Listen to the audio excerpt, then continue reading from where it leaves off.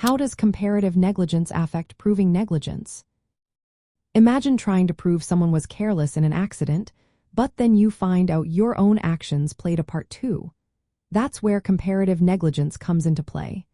It's a rule that helps courts decide how much fault each person has in an incident. When you're involved in a personal injury case, it's not enough to just show the other person was negligent.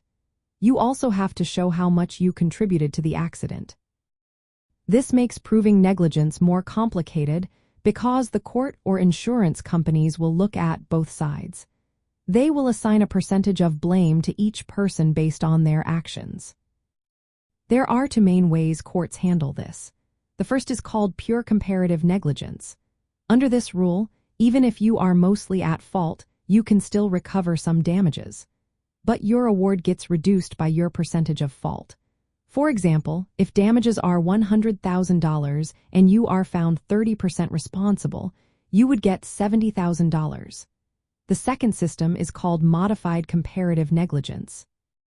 Here, if your fault reaches a certain point, usually 50% or more, you cannot recover anything. If your fault is below that threshold, your damages are reduced proportionally. So, if you are 49% responsible, you get 49% less in damages. But if you are 50% or more responsible, you get nothing. This system makes proving negligence trickier because you need to show not only that the other person was careless but also how much you contributed.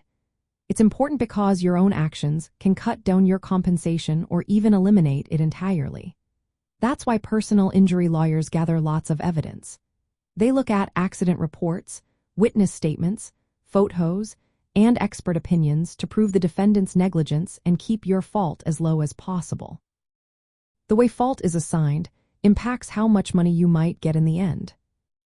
In the end, comparative negligence changes the game by making fault a shared responsibility. It means proving negligence isn't just about showing someone else was careless. It's also about showing how much you might have been part of the problem. This approach encourages both sides to be honest and precise about their actions. It also influences settlement talks and court decisions because the more fault you have, the less you can recover.